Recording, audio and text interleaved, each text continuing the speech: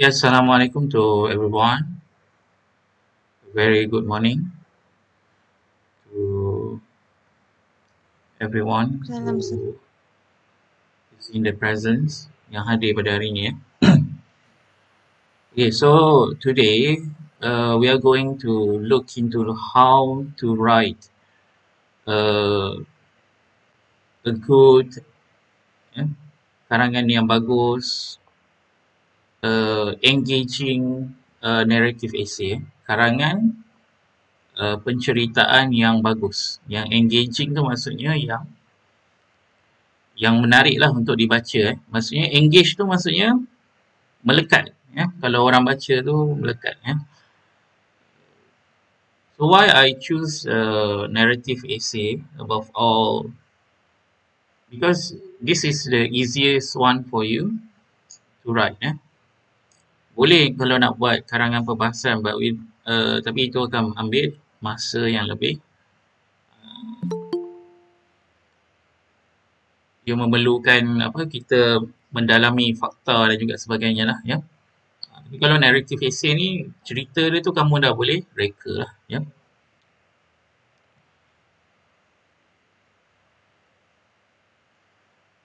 Right. So before we start on how to write a narrative essay, I just want to share with you the basic of writing an essay lah. Yeah. So the first one is of course on how to start. Macam mana nak mula? Macam mana nak mula karangan tu? Yeah. Siapa tahu macam mana nak mula karangan? Dia tak ada satu definitive way lah on how to start your writing. Tapi kita ada cara-cara dia nanti saya akan bagi tahu. Dia ada cara melalui pertanyaan, ya. Just story pun boleh juga. Ceritakan terus kan, ya. Dan ada cara dia iaitu kita tanya soalan. Kita tanya balik soalan kepada diri kita, apa, di mana, siapa, bila, ya. Begitulah cara nak start, ya. Dan selalunya kita stuck nak buat karangan ni sebab kita terlalu banyak fikirkan benda yang kita tak berapa tahu, ya. Terutamanya nama lah, kan. Kalau kamu tulis nama tu kadang-kadang nak tulis nama yang canggih-canggih kan, ya.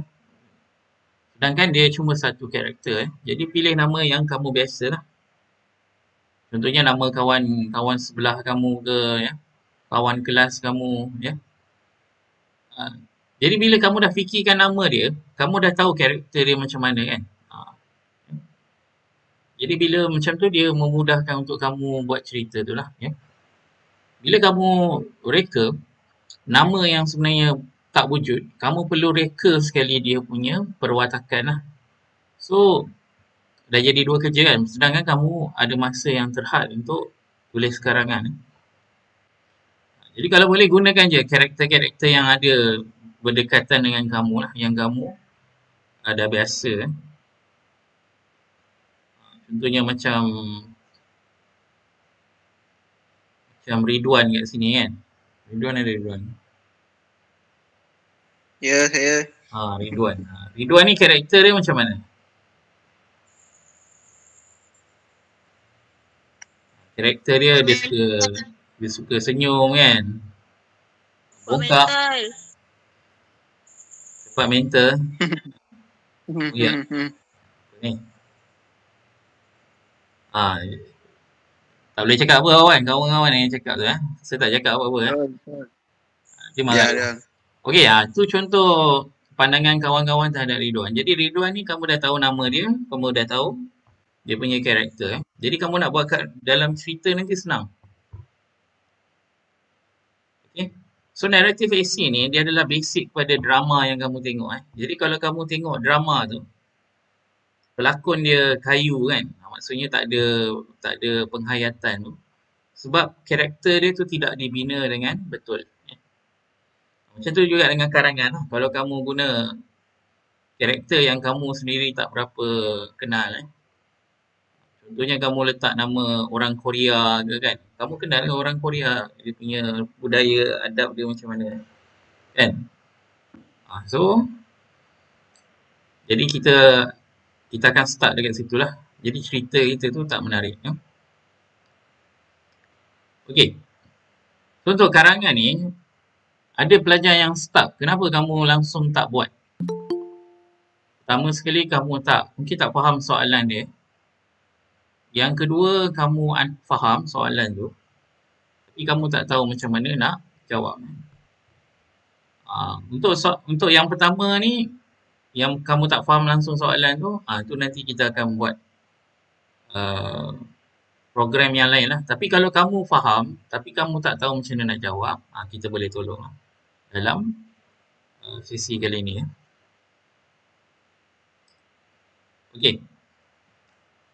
So antara basic yang lain untuk menulis karangan ni dia sama juga macam subjek-subjek lain Kamu perlukan pen yang bagus Maksudnya kamu kena sediakan beberapa pen yang bagus lah ya. Dan janganlah gunakan gel pen pen yang basah masa kamu menulis sebab dia akan ambil masa yang lama untuk kamu tunggu kering kan. Jadi kamu akan stuck dekat situ.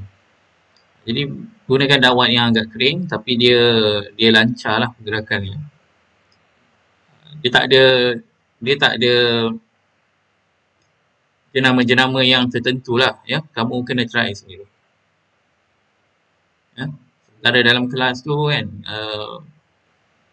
dalam waktu PKBB ni kamu buat karangan ke kan, kamu test dulu pen mana yang paling sesuai untuk guna untuk menulis karangan ni supaya tidak terganggu lah ya. So benda ni basic sebenarnya tapi kadang-kadang kita lupa lah ya. So kalau kita ingat benda ni dan kita belajar benda tu, itu adalah antara benda yang penting. So kita takkan ada masalah lagi ya. Untuk tulis karangan. Okay. So saya akan mulakan slide ya. Sekejap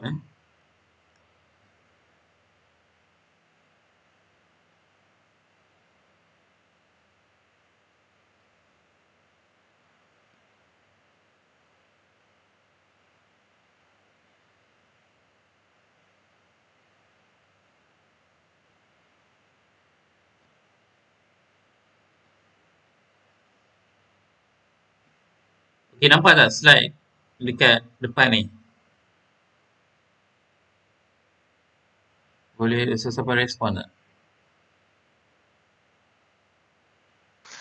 Nampak. Nampak penuh tak?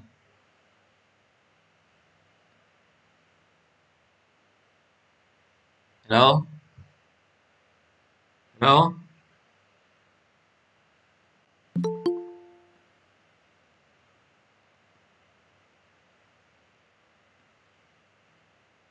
Okay. So kalau nampak ini antara soalan narrative question yang kita nak belajar pada hari ni. Soalan the first question is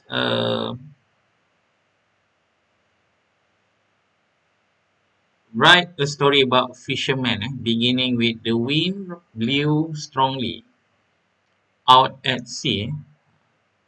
Jadi kalau yang macam ni dia minta kita tulis satu karangan tentang fisherman tentang nelayan bermula dengan the wind blew strongly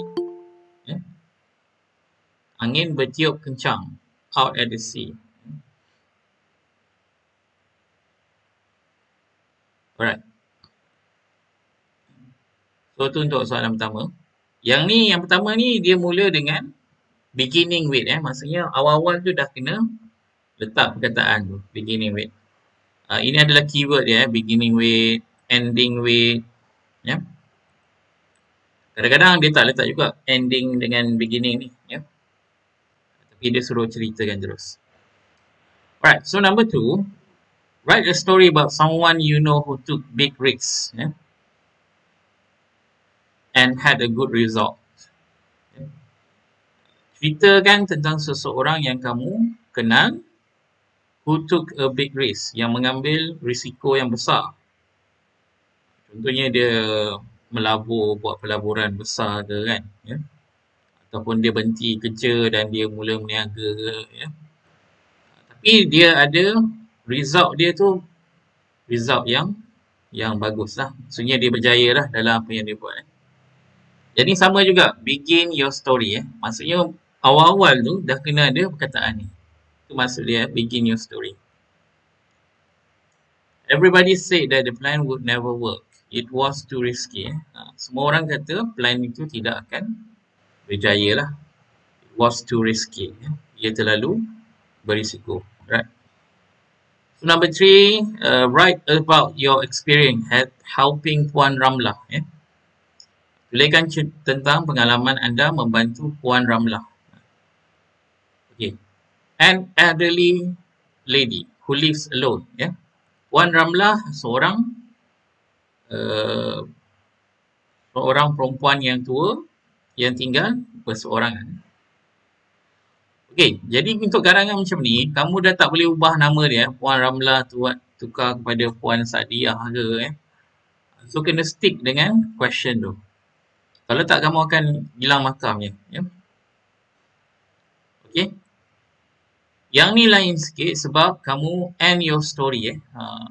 Habiskan soalan tu, tutup soalan tu ataupun tutup karangan kamu tu dengan ayat yang ni.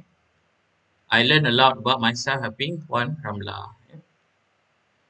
So yang ni lain pula. Yang ni kena guna pada akhir sekali karangan tu.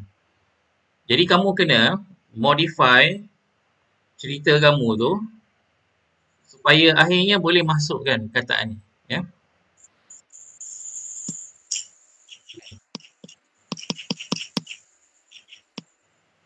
Dia macam yang pertama ni, kamu daripada ayat tu kamu kembangkan, tapi untuk yang ketiga ni, kamu kena kembangkan karangan kamu tu mengikut supaya boleh masukkan yang ni. Jadi awal-awal cerita ni tak bolehlah kata saya biarkan dia je kan, saya buat tak tahu je kan. Sebab akhirnya kamu akan tutup dengan ni. I learn a lot about myself by helping Puan Ramlah. Jadi saya telah belajar banyak tentang diri saya. Maksudnya apa yang kamu tolong tu dia reflect pada diri kamu lah. Maksudnya mungkin kamu daripada orang yang agak lebih senang sikit tapi bila kamu bantu Puan Ramlah tu, kamu reflect balik tentang kesenangan yang kita ada. Alright. So number 4, write a story about a time in someone's life when music played an important role. So untuk soalan ni, dia tak bagi langsung write a story ending with, beginning with, So dia terus suruh ceritakan. Okay. So write a story, tulis satu cerita about a time in someone's life. Satu jangka masa dalam kehidupan seseorang tu when music played an important role. Di mana music tu yang membantu kehidupan dia. Macam mana nak cerita? So kalau macam ni, kamu boleh cerita bahawa mungkin kalau pelajar dia ada masalah nak fokus belajar kan. Tapi bila dia dengar music, music tu membantu dia untuk belajar dengan lebih baik. Alright. So itu adalah contoh-contoh soalan. So today, next I want to share with you about how to choose a question or the general guidelines. General guidelines maksudnya panduan umum untuk menulis continuous writing lah. Tak kisah mana-mana pun. Narrative ke, descriptive ke,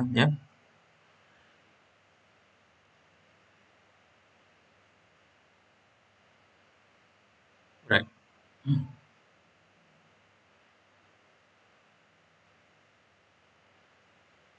Okay. So, pertama sekali, yang kamu pula adalah perlu baca soalan betul-betul. Kalau dia kata tadi,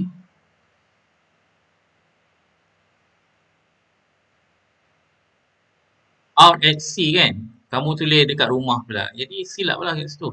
Yeah. The wind blew strongly out at sea. I was eating with my friend at home. Salah lah kan. Jadi, kamu kena baca balik soalan dengan dengan sangat berhati-hati lah.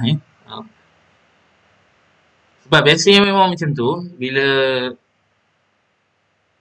kamu tak baca soalan yang betul-betul, kamu baca, kamu dah tulis separuh, kamu baca balik, oh rupanya soalan tu minta benda yang lain. Ya. Masa potong. Ya. Jadi benda tu merugikan masa lah. So read all the question carefully.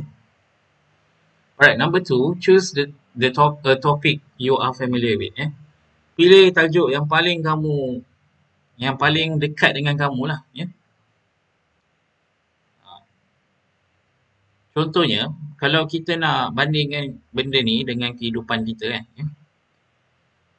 Uh, bezakanlah antara kamu kena cerita pasal kawan sekelas kamu, bezakan dengan kamu kena ceritakan tentang seorang pelajar yang lain di sekolah yang lain yang kamu tak kenal. Jadi tentunya kamu boleh cerita lebih banyak tentang kawan sekelas kamu tu kan. Ya. Jadi begitu juga bila kamu tulis, bila kamu pilih soalan. Jadi pilih soalan yang kamu paling tahu bagaimana nak jawab ataupun yang paling dekat dengan kamu lah. Ya. Sebab tu secadangkan tulis karangan naratif ni lah. Ya. Kalau kamu rasa ni baru tulis. Kalau kamu rasa ada keyakinan tu baru kamu tulis argumentative essay lah. Ya. Within your scope, dalam scope kamu. Kalau boleh dapat soalan tu dalam scope kamu, walaupun soalan tu mungkin bukan narrative essay lah, tapi kamu tahu, contohnya dia tanya tentang bagaimana untuk menyimpan duit ya. Dan kamu ada pengalaman menyimpan duit yang banyak kan. Jadi kamu boleh pilih soalan tu ya. And linguistic ability. Jadi kita bila soalan tu tiba-tiba dia tanya tentang ceritakan pengalaman anda menjadi seorang doktor. Kamu tak ada kan kemahiran linguistic ability tu ya. Istilah-istilah tu kamu tak berapa tahu sangat kan. Jadi kalau boleh jangan pilih soalan macam tu lah ya. Yang paling penting adalah no time for experimentation during the exam. Memang tak ada masa nak bereksperimen lah dalam exam. Dalam exam tu adalah kamu tuliskan balik apa yang menjadi kekuatan kamu lah. Ya. Jangan masa exam baru nak eksperimen. Eksperimen lah dalam kelas. Ya. Kalau teacher bagi soalan kan, soalan karangan, kamu cuba kalau soalan minta 350, kamu pergi kepada 1000 pun tak apa. Ya. Itulah masa untuk, that is the best time for you to practice. Kamu nak eksperimen dengan ayat ni, perkataan ni. Ya. Sebab karangan ni dia macam berseni lah. Ya. Macam melukis juga. Ya. Jadi waktu dalam kelas tu lah waktu kamu untuk bereksperimen lah. Ya. Okay, so plan your essay. Kita kena, nak buat macam mana pun kita kena plan juga essay kita supaya kita dah tahu kita nak buat awal tu macam mana, ending tu macam mana, pertengahan cerita tu macam mana.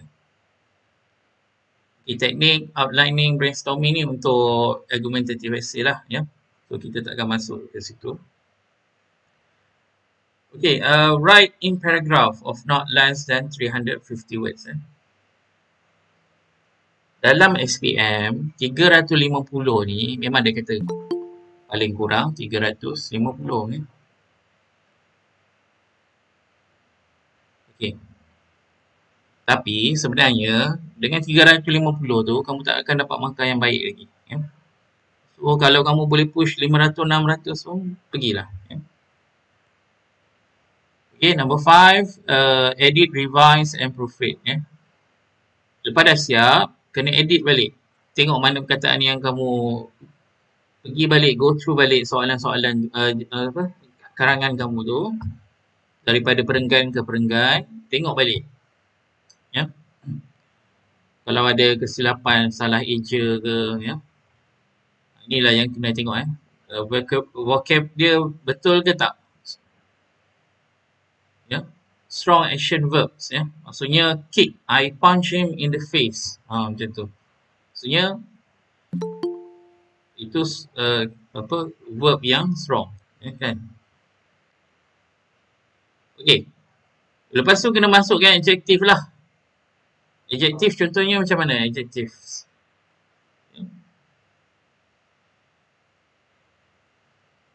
Adjektif tu maksudnya macam dia punya kalau dia bentuk kan, bentuk dia macam mana, bulat ke, lepih ke, ya.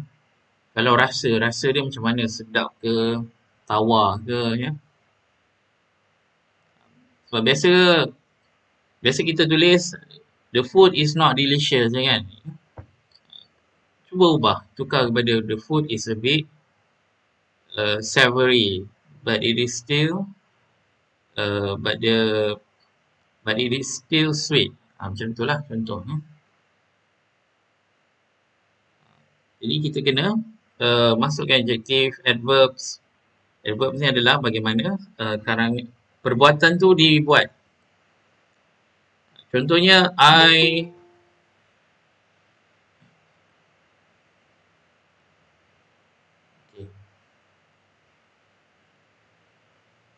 Contohnya adverbs adalah macam quickly, gently, dengan lembut, ya. Cara tu macam mana benda tu dibuat, ya. Tu boleh menambahkan orang kata apa? Engagement dalam karangan kamu. Maksudnya orang baca tu okey, dia tahu macam mana sepatutnya macam mana pelakuan tu dilakukan, ya. Dan ini yang paling penting lah, show not tell. Okay. Tunjukkan, ya. Bukan bagi tahu, ya. Apa beza tunjuk dengan bagi tahu? Tunjuk ni contohnya macam Ali membuka pintu. Kalau kamu bagi tahu dalam karangan kamu tu kamu akan bagi tahu Ali membuka pintu, kan. Contoh Ali open the door. Tapi kalau show, tunjukkan macam mana benda tu berlaku. Ali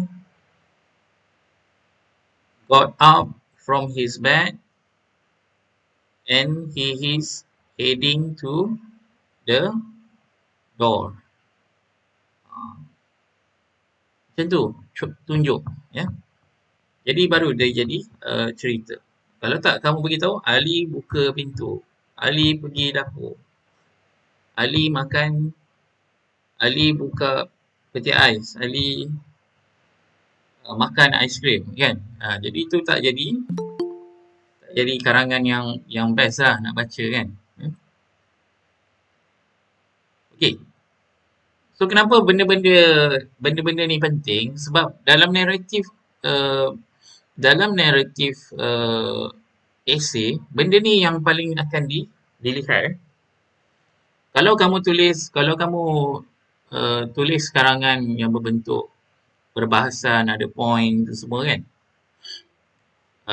Dia akan judge markah daripada main point kamu, cara kamu elaborate semua, kan. Tapi kalau ni tak ada point dan sebagainya. So yang paling penting adalah penceritaan tu. So make sure juga structure kamu ada simple compound, ada complex, pelbagai, kan, ya. Nanti kita akan cuba tengok contoh. Tenses, pastikan past tense ke, kalau past tense guna semua past tense. Spelling kena betul, topic should be consistent, ya.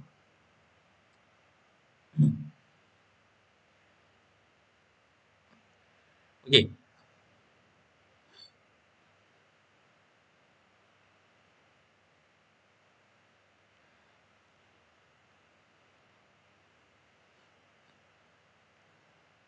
Okey. So, apa yang kita tak patut buat dalam karangan ni? Jangan guna repetitive words, ya. Berulang, banyak kali ulang. Tapi kalau kamu ubah tak apa, ya. Contoh, it was a very nice place. He was a very nice person. Ya. Ini apa, pengulangan daripada segi apa? Structure. Structure perkataan tu sama. Walaupun kamu cerita pasal ni satu tempat, ni satu orang. Ha. Jadi kalau boleh elakkan. Ya. Okay, do not use contraction. Ya. Macam don't, I'll, will, won't, we're not, gonna. Ya. Ramai lagi yang guna perkataan gonna. Ya. Don't, I will ni. Ya. Won't. Jangan gunakan. Ya. Kecuali dalam dialog lah. Kalau ada dialog boleh guna. Baru boleh guna. Ya. Do not use abbreviation. Contohnya macam ETC. Dalam BM kita guna apa? DSB lah kan dan sebagainya. DLL kan. Or etc. Etc ni pun tak boleh guna. Ya.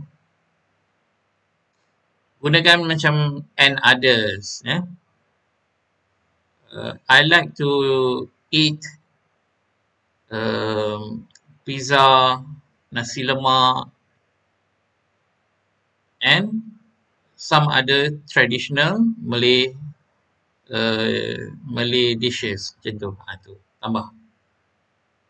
Tak boleh lah letak I like to eat pizza, nasi lemak and others. And is etc or etc. Sebab benda tu tak ada penjelasan dia. Mana apa yang lain-lain tu kan. Ya.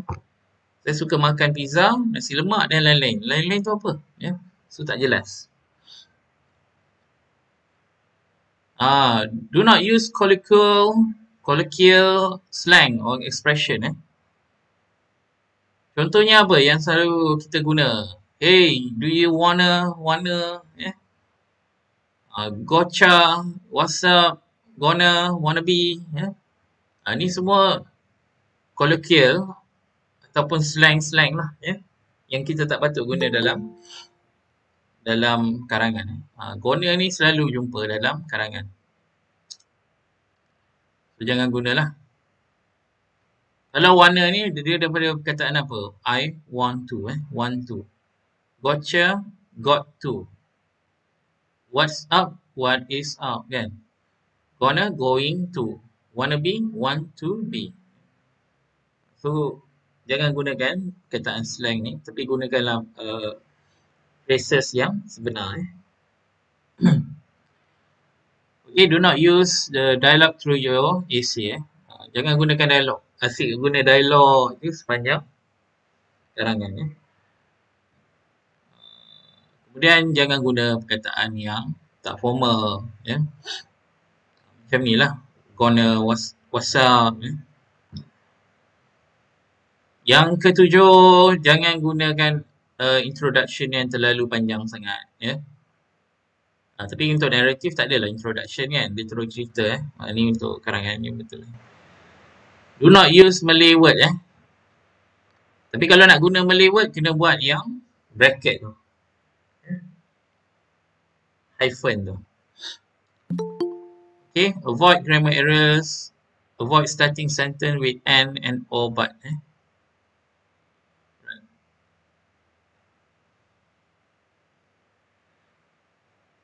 Ada juga orang yang buat karangan and, start dengan and. Dan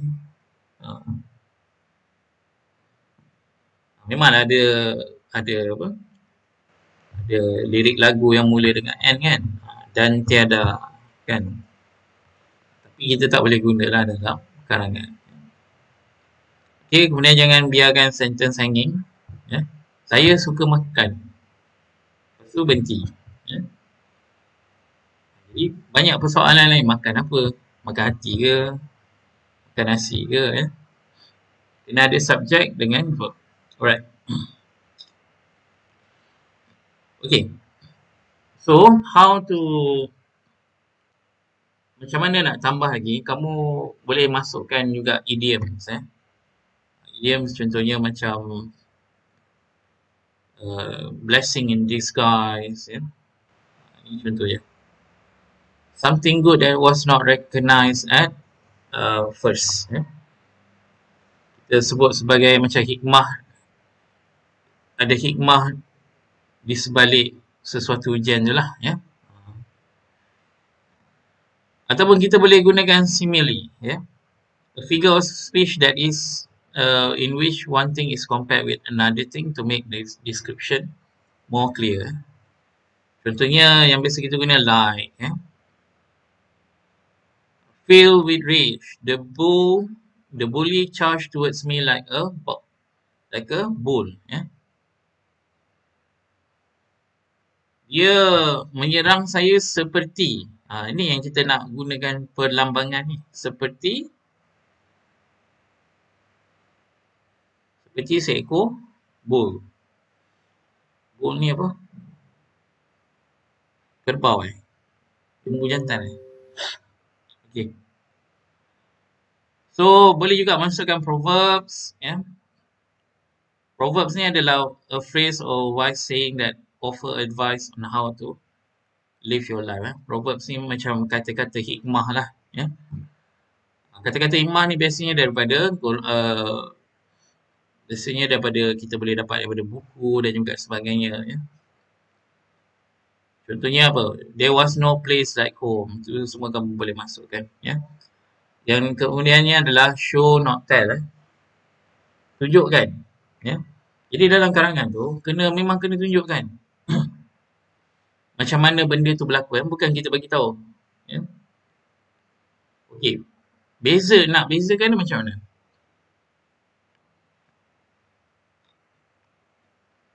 Do not just tell macam ni. There was a loud storm last night. Berlaku storm apa? Ribut semalam ribut yang kuat semalam. But show your feelings. Tunjukkan. Smash. Ya. Tiba-tiba bunyi smash. Ya. The window cracked. Tingkap. Pecah. Ya. The wind howled and the door slammed open. Ya. Jadi menderulah masuk angin. Ya.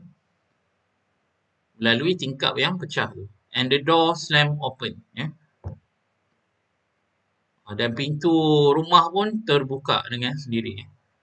I could see blinding flash of lightning outside our house. Saya boleh lihat blinding. Blinding maksudnya benda yang bila tengok tu mata kita jadi macam kita tengok cahaya yang sangat kuat lah kan. Cahaya matahari dia macam membutakan sekejap. Flash. Ya. Sinaran tu lah matahari apa tu? Kilat tu outside our house. Jadi macam ni beza dia nak beza antara kamu beritahu dengan kamu tunjukkan ni cerita dia. Jadi kalau kamu boleh buat macam ni, insya-Allah akan dapat markah yang banyak dan bagus. Okey. Okey, jadi guideline lagi sikit tentang bagaimana untuk bila kamu nak buat karangan naratif ni. Ya. So hari ni kita belajar basic dia je. Macam mana nak buat basic kepada narrative essay ni. Supaya kita betul-betul faham. Apa yang boleh, apa yang tak boleh, apa yang penanda expect daripada kamu. Ya. Dan apa yang kamu patut tulis. Dan bagaimana cara kamu boleh tulis. Ya. So, yang pertama sekali, kamu kena decide sama ada kamu nak tulis karangan kamu tu daripada perspektif kamu sendiri ataupun orang lain ya. Tapi kalau dia dah dalam soalan tadi kan dia dah bagi tahu uh, uh, write a story about your experience helping Puan Ramlah tadi kan. Bila dia dah kata your, maksudnya kamu lah. Ya.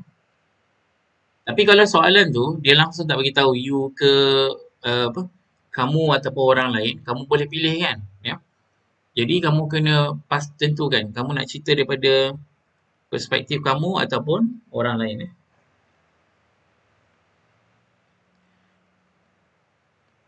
Okey.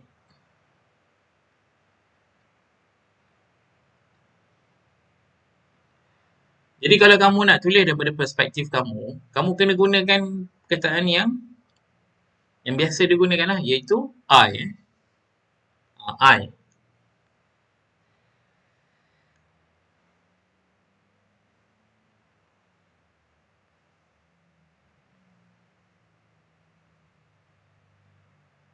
Gunakan I. I woke up at 5 a.m. That on that day. And then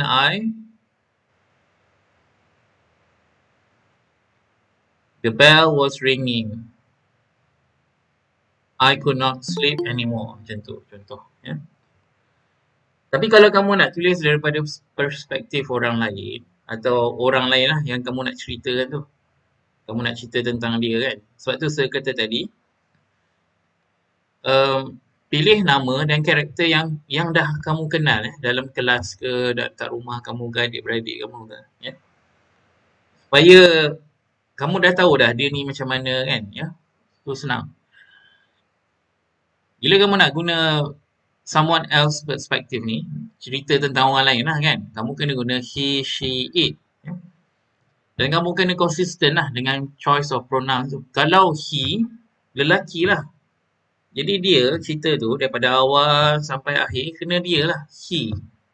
Kena dia lelaki tu. Ya. Tak boleh kejap he, kejap she. Benda tu jadi lain lah. Kan? Kejap lelaki, kejap perempuan kan. Mana satu ni kan. Ya. So, dia akan jadi macam tu. Ataupun it pun boleh juga. Ya. Contohnya kamu cerita pasal kucing ke kan. So daripada perspektif kucing tu lah contohnya. Jadi jangan ubah-ubah lah. Midway, do not switch perspektif midway. Jangan tengah jalan tu tiba-tiba ubah orang pula. Okay, so how to engage your reader? Engage ni maksudnya kamu dekatkan cerita kamu ni dengan pembaca tu So you have to make the story real for him lah. Kena cerita tu seolah-olah cerita tu benar-benar berlaku. Get him involved in your experience. Bagi orang yang baca ni peluang untuk involve dalam experience. Tapi kalau kamu tak cerita dengan detail, macam mana orang nak involve dengan experience tu kan? Ya. So benda tu macam tak berapa jelas. Ya.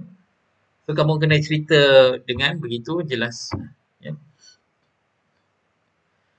Then you can bring your characters to life. Maksudnya bukan hidupkan karakter tu, tapi kita boleh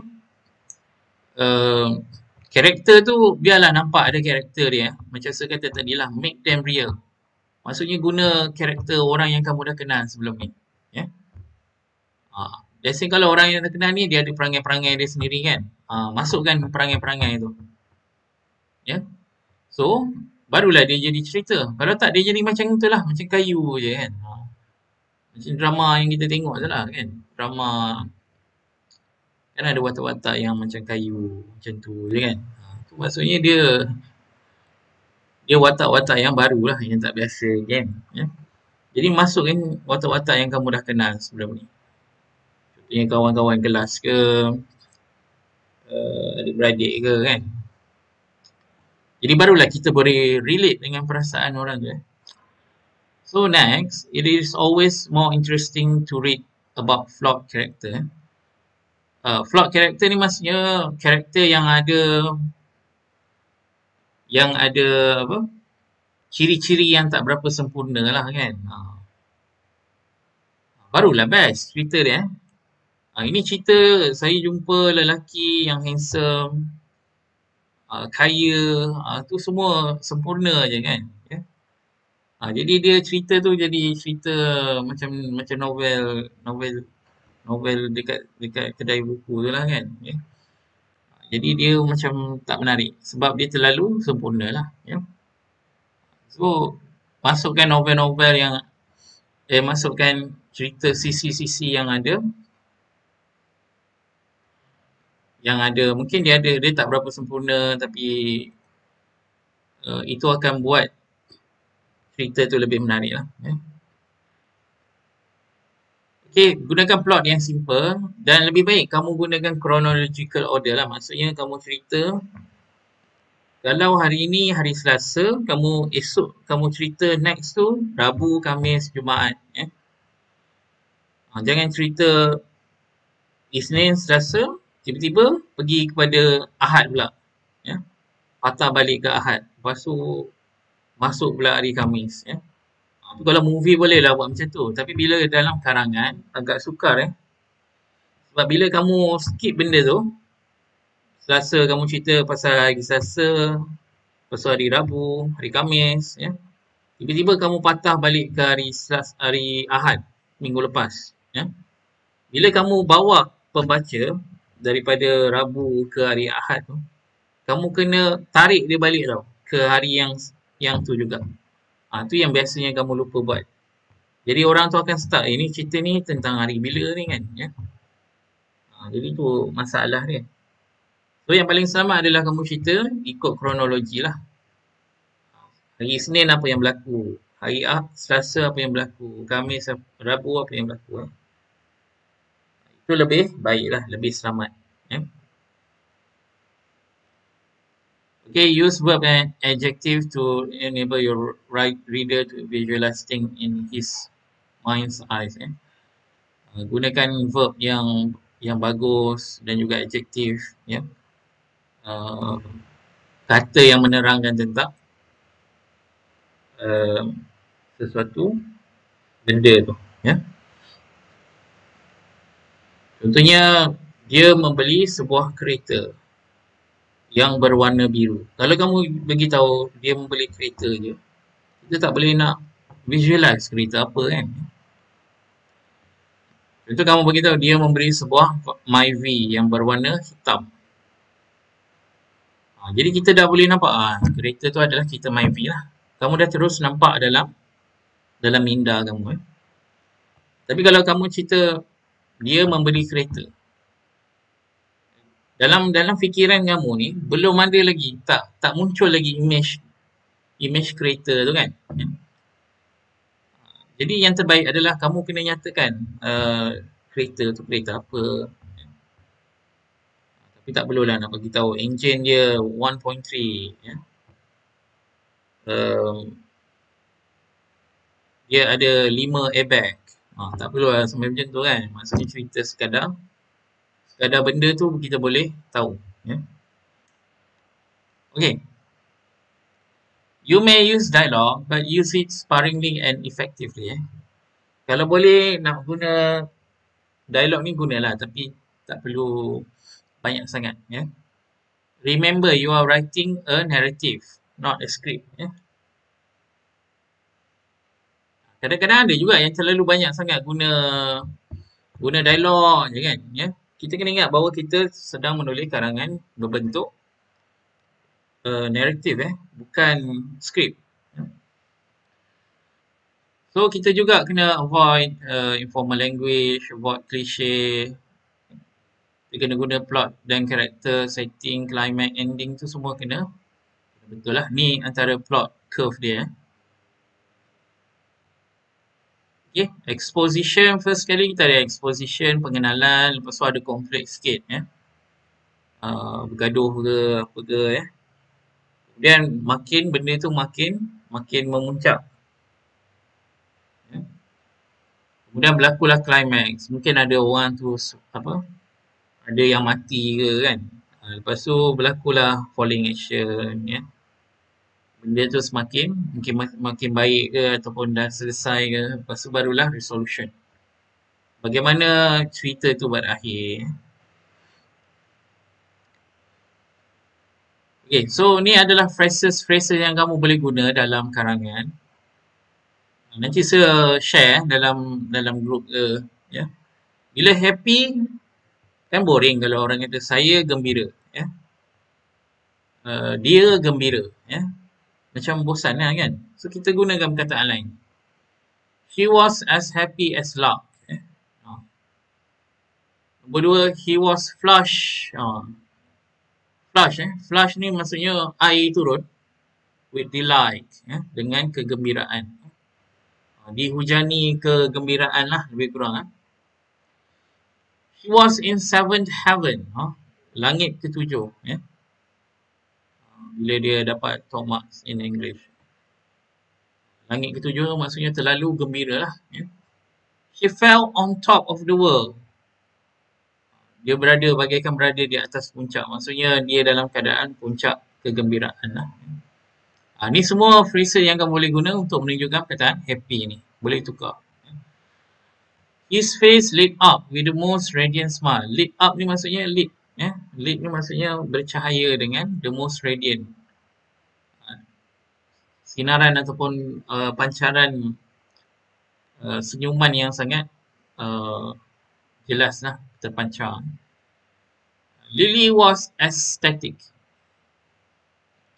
Ecstatic ni daripada perkataan ecstasy lah. Ecstasy tu maksudnya dalam kegembiraan yang orang kata sampai berhayal lah ya. Ecstasy. Ecstatic ya.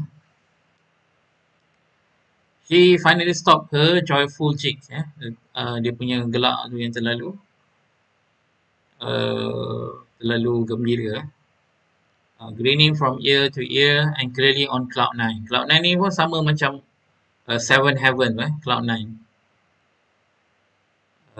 Overwhelmed with happiness, radiant smile course through my lips. Ni untuk happy lah.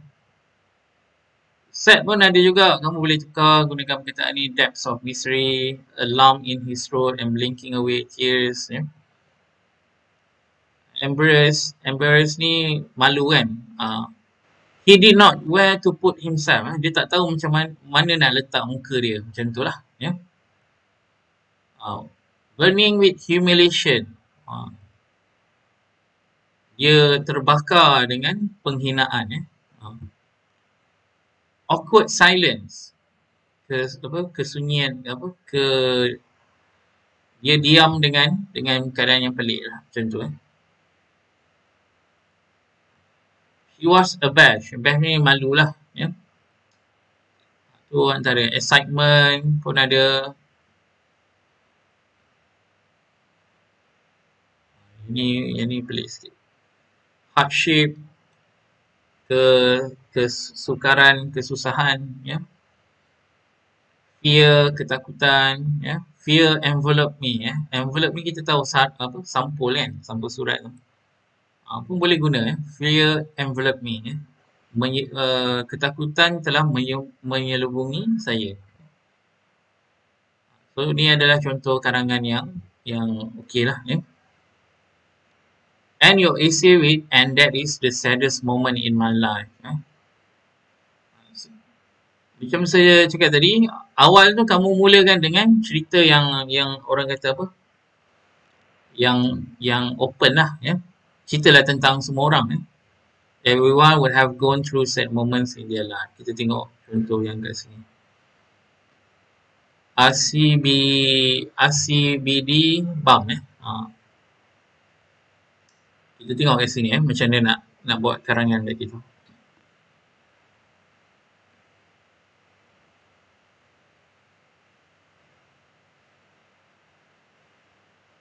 Tadi.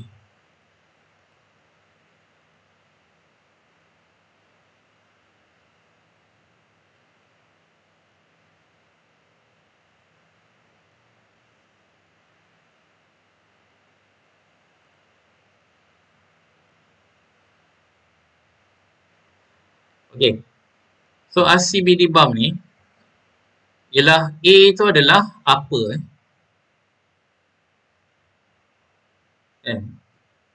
Jadi kalau nak buat karangan ni kena tahu dulu apa nak jawab.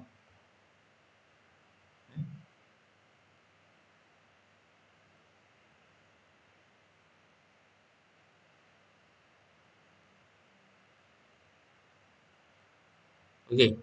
A tu adalah apa? Apa yang kamu nak tulis dalam karangan tu? Cerita dia tentang apa? Kemudian siapa Kemudian bila? Benda tu berlaku bila, di mana, bagaimana, mengapa ya. Okay, so kita cuba tengok contoh model RCBD bump tu Okay. Firstly, apa? Apa tu adalah kita boleh cantikkan kelas. Ya. Siapa? Siapa tu adalah pelajar dan guru-guru dia. Ya. Bila? We can do this during our free time. Masa yang kita free lah. RCBD di mana? Kita boleh decorate tables tu semua ya. Kan? Jadi itu contoh bagaimana? Bagaimana? Ya. We can cover the table tu semua. Mengapa? Ya. By doing so, dengan buat gitu kita boleh buat kelas yang environment yang kondusif dan beautiful lah. Ya. So basically itu contoh untuk guna RCBD bump lah. Ya. Dan untuk karangan juga kamu boleh tambah nama kamu, umur kamu. Kalau kamu tulis daripada segi daripada segi perspektif orang lain, gunalah what is his name, umur dia berapa, dia tinggal kat mana, belajar dekat mana, ya. Boleh ceritakan benda tu personal trait dia apa, hobi dia apa, ya, ambition dia apa, family dia siapa, friend dia siapa, ya. Boleh masukkan poin-poin tu. Ya. Okey. Ni banyak lagi boleh share ni tapi dah 9.30 dah. Okey. Okay, so dah 9.30 dah. So I hope that you gain something lah out of this bengkel. Yeah.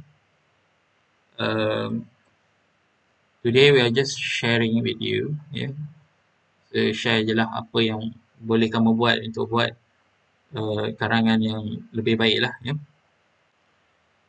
Because karangan adalah yang penyumbang markah yang paling besar lah. Yeah. Dalam bahasa Inggeris kamu ada keseluruhan markah kamu ada 155 campur paper 1, paper 2 ya. Dan karangan continuous writing ni dia adalah 1/3 daripada semua markah kamu ya. Jadi mungkin kita skor banyak dekat soalan ABC tu kan, tapi kalau kita tak tulis karangan dengan baik, tak dapat markah yang baik, susah juga untuk kita sama ada lulus dan juga sebagainya. Sebab kalau kamu tulis karangan, karangan mungkinlah karangan tu grammar dia tak berapa baik ke apa ke kan, tapi kamu akan dapat juga dalam 20, 22 ya. Jadi jangan takut untuk buat karangan tu sebab dia boleh bantu kamu daripada pada mungkin tak lulus kepada lulus ya, pada B kepada A ya. Jadi cuba untuk polish balik karangan-karangan kamu ya. Dan cuba untuk buat. Kalau boleh kalau karangan minta 350, kamu cuba buat 800 ke 600 ke ya. Cuba daripada sekarang ni ya. Sebab bila kamu dah biasa buat karangan dengan 1000 perkataan, kamu nak tulis 500 perkataan dalam exam nanti tak suka. Sebab kamu dah pernah cuba buat. Tapi kalau kamu tak pernah langkau 300 tu, so maksimum kamu adalah 300 tu je lah. Ya? Jadi kamu dalam dalam masa ni kamu kena cuba juga buat karangan tu. Kalau kamu boleh extend kepada 1600, bagus. Ya? Sebab akhirnya kamu akan belajar cara macam mana nak pilih cerita yang betul. Ya? Macam macam macam kita pergi pasar lah kan. Kalau ada kita nak pilih buah kan, kat situ ada banyak sangat buah. So kamu boleh pilih yang terbaik je. Ya? Tapi kalau ada 2 3 biji buah je kat situ, nak tak nak kena ambil yang tu je lah kan. Walaupun benda, buah tu tak berapa bagus. So perbandingan dia macam tu lah ya. So I hope you gain something out of this bengkel. So if you have any question, you can ask me now. Ada soalan tak?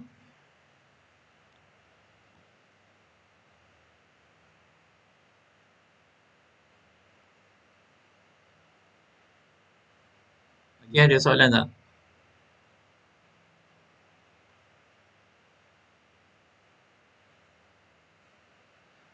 Hello? Hello? Tak ada, sir. Tak ada? Tak ada, sir. Tak ada. Aiman! Aiman! Tengok dah tidur balik ke tak ni.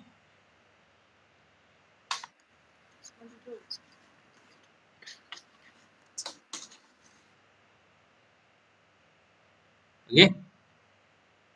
Okay, kalau tak ada soalan, so I hope you gain something from this ni. Nanti share lah slide tadi tu. Contoh-contoh phrases yang kamu boleh guna dalam karangan kamu. Okay?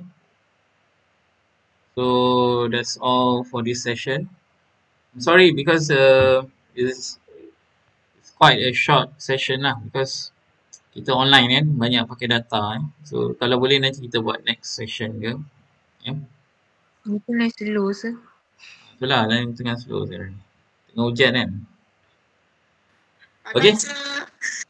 Okay, bye. Thank you for coming. Thank you for attending this bengkel. Assalamualaikum. Thank you, sir. Okay. Bye, thank you, sir. Bye. Thank you. Bye-bye.